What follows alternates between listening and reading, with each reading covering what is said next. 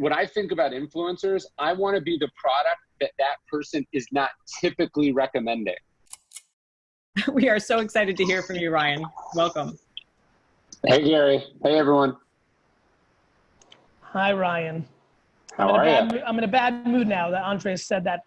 That is like that word, you know, in a world where a lot of words should not be said, I'm trying to figure out how to make that word, that team she mentioned, something that is no longer politically correct to verbalize. So Ryan, it's great to see you.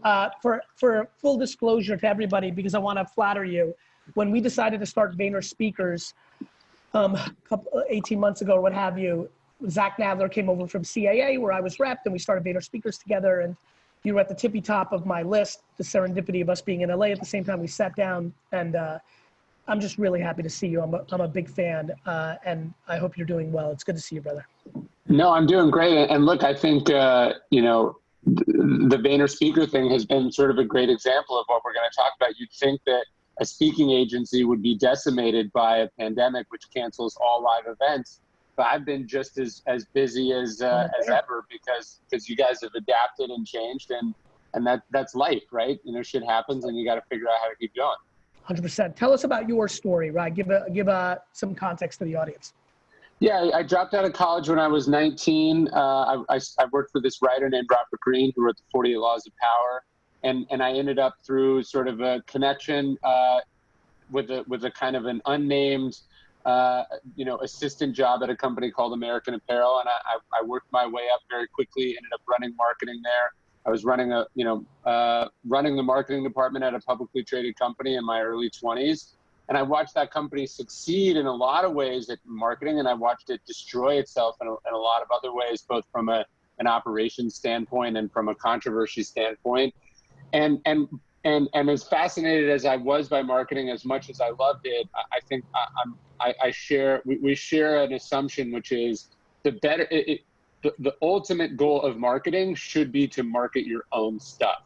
You know, if you are really good at this, what are you doing selling your services exclusively to other brands? And so for me, the transition eventually was to writing my own books and then starting my own companies, starting my own brands, you know, taking advisor roles in companies in exchange for marketing advice. And I sort of built a portfolio and a business and a life where you know, I do much less sort of contract marketing and much more you know, stuff where I'm an owner. Yeah, owned and operated more than renting. Totally. You talk a lot about leadership. You've I think you have a very strong foundation in its understanding. That's why you've been successful with your books and your speaking. What's been your observation about leadership during this pandemic? Have people been exposed, both pro and con? Have you seen some anecdotal, similarities of things that work or don't work?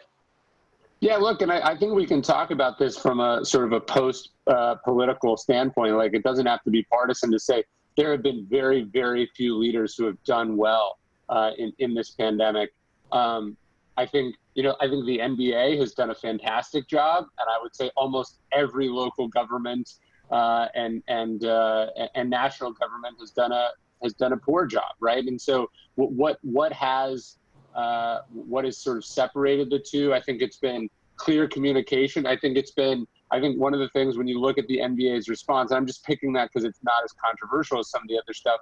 I think one of the things that's defined Adam Silver's response has been a clear vision for what he wants to do. It was an ambitious vision. Some might have said a crazy vision, but he figured out what he wanted to do. He communicated about it. He got everyone on board, and then he executed it consistently, ethically, and intelligently. And so there's a great saying that the Stoics love that I talk about in my books, and I've been thinking about a lot during this pandemic. Basically, the expression is character is fate, right? So we don't control what happens to us. Nobody knows who's going to get lucky, who's going to get unlucky. But the one thing that determines how successful a person is going to be ultimately is their character.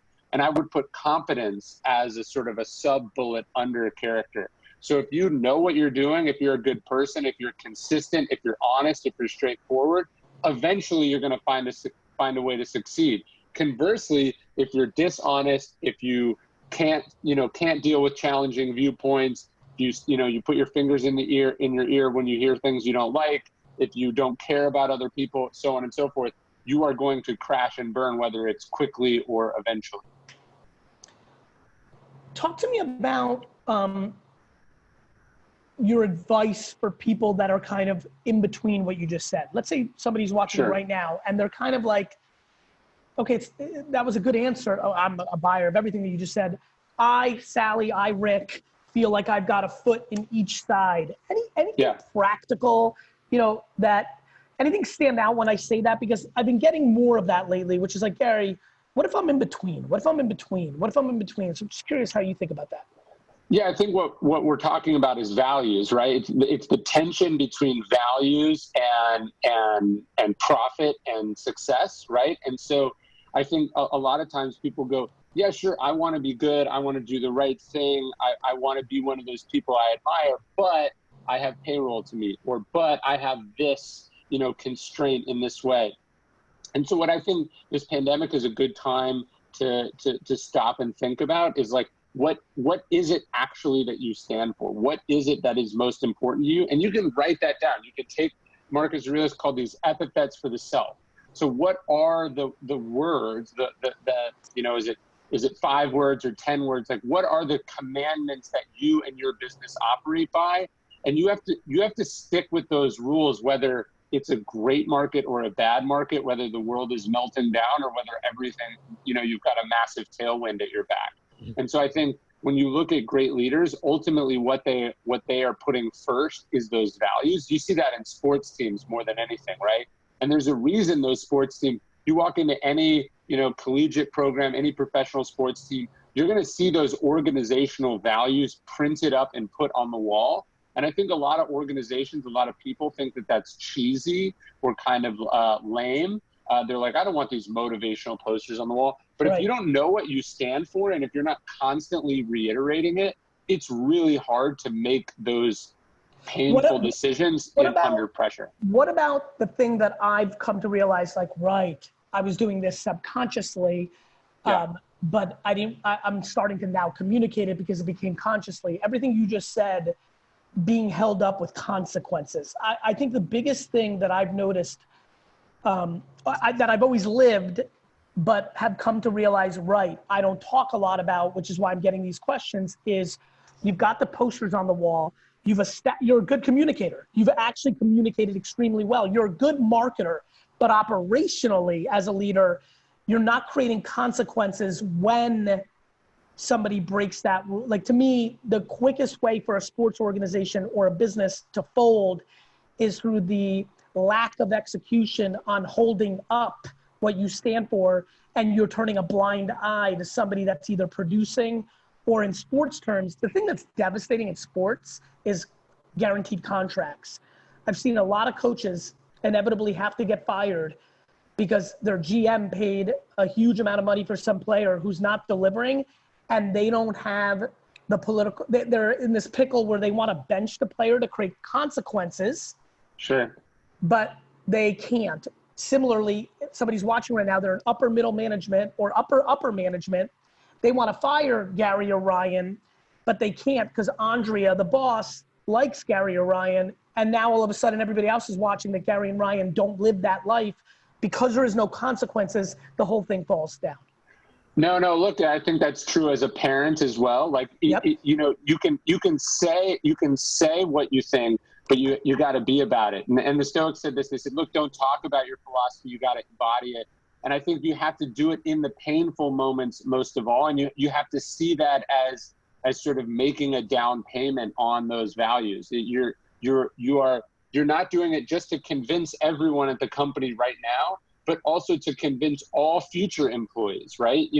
I think Uber struggled with this, right? It's not just a sports thing, but Uber struggled with recruiting a bunch of sort of rock star, but wasn't culture, right? And it created a culture that ended up getting itself in trouble. And I think that's a pretty common thing. You have to figure out not just what you stand for, but how do you demonstrate and exempt yourself from those rules most of all. Hey, Ryan, you chopped there for a little bit. Andre, did he chop for you as well, just out of curiosity? Yeah, sorry. Can you guys hear me? Now we can perfectly. Can you Perfect. 4/100th of a second recap of what you just said for the last 30 seconds? Sure. It's not just about what you stand for, but how do you demonstrate that you do it when it counts, and that nobody, least of all you, is exempt from those rules. Applying influence on brands, something you talk about, something in your ethos. Thoughts on that? Yeah, I mean, to me, look, my books wouldn't be successful without influencers, right? Nobody looks to the New York Times to find out what book is getting reviewed. They look to Instagram and they see what are people that I admire happening to read. And what I think's been interesting about Instagram, let's say in the book space, is like what I think about influencers. I want to be the product that person is not typically recommending. So, look, people who go to the New York Times book review to find out about books, that's all books, right? And you don't stand out being reviewed there. But an Instagram model who has 2.5 million followers, who suddenly recommends a book about philosophy that she's reading, that stands out. It's different. It's not what her fans are expecting. And so when I think about influence, I want to go where it's not crowded, and I want to go where people have an authentic relationship with those fans. So I think, I read a study that someone was saying, this pandemic, the economic crisis is gonna, be very detrimental to the influencer space. I think it's having no the way. exact opposite. I couldn't agree with you more. I'm shocked that was their take. Yeah, because look, the one thing we are doing is using our phones more because we're less busy. We're not driving down highways and looking at billboards. We're not watching television commercials. We're not looking at the TV in the airport. We're looking at our phones. People are like, this is a fad. I'm like, John Wayne sold cigarettes. I'm like, I don't understand how you don't understand that this is, and that, by the way, that's a modern history example. We can go back, Sure. I mean, forever. Ryan, you're such a thinker. I'm now being selfish the last 3 minutes. Any early, this is not a you don't have every T and I crossed. Any seed of an early hypothesis of something that you're observing is fascinating to you? Well, you'd like this one. I was talking to an SEC basketball coach the other day, and what I was talking to him about, these coaches work insane lifestyles. They work like you. They're at the office constantly. They love the grind. They don't do it because they have to. They do it because they love it. But he's like, I didn't know I could be home this much and do my job. And so I think it's going to transform people's relationship with their job because it's been a radical lifestyle experiment, and it's allowed us to test assumptions that under ordinary circumstances you'd never be allowed to touch. Yeah, and so 100%. I don't know about you, and obviously this is a very privileged thing to say, but I feel like when we do come out of this, and I don't think we'll ever go back to normal, but as life does resume some of the old things, for me and my family, it's going to be, how do we preserve some of this space that we've created? How do we keep some of these lifestyle experiments not going back to normal? Little things. I was saying to somebody the other day, I'm so excited. The number one anxious moment in my life is when my kids have a school function or a basketball game or a recital or 10 or something in the middle of the day that I'm going to. And I am, of course, maximizing, because of my love for what I do, maximizing every minute. So I'm leaving my office in Midtown. I'm literally texting my driver, Uber, like, okay, 31 minutes, perfect. I'll get there right on time. And then I'm trying to run out the office and Amy has to grab me like, hey, Andrea needs you for like in that 2 minutes, all of a sudden anxiousness kicks in. Now I'm in the car. It's fucking Midtown Manhattan. All of a sudden, all you need is one fire truck, and 13 to 22 times a year, I have this anxiety and concern. Now I'm going to leave an hour and a half early. I'm going to get to the closest coffee shop to the school that they're playing, whatever. I'm going to Zoom my meeting. And it's such a little thing, but I'm like, wow, I'm going to completely play this differently. You and I share some similarities in our careers and lives. I've been to the most incredible places in the world, yet Istanbul or Kuwait City or Madrid could have been Newark, New Jersey. I fly in, I go to the hotel, I sleep, I speak, I go back to the airport because I'm maximizing. Because whether it's family or business, but if it's business that I'm maximizing for, all of a sudden that 1 p.m. meeting with the big CEO or my team can now be Zoom, right? And all of a sudden, I do have the chance to at least have a meal or see one thing in these places. So I think there's some significant differences. The biggest one is a leader that I'm excited to impose on, just to maybe put this out there, maybe it'll help some other leaders. I have so many young employees. They have unlimited weddings and all sorts of cool shit that happens in your 20s and 30s. I think about my employees that have a wedding. They're ambitious workers. It's the subculture of our society of like what you do in an office. And they're leaving for these weddings, you know, Friday midday, you know, fucking also panicking to get to LGA just to land in Austin in time for the rehearsal dinner, right? Right. You know, are tired, like didn't you know, Saturday morning, then Sunday, they're anxious at the breakfast because they have to catch the 2 p.m. flight. Why? Because they have to be in the office on Monday. That same person now gets to leave on Wednesday, get settled in with their boyfriend or girlfriend Thursday, maybe even enjoy Austin a little bit. Friday, work again on computer, nicely enjoy their rehearsal dinner, beautifully enjoy the wedding, love to have the breakfast. All of a sudden, Sunday afternoon is to catch up with their other friend from college. They get to leave, they get to maybe even do a meeting at 9 a.m. from Austin with the team on computer, then go to the airport.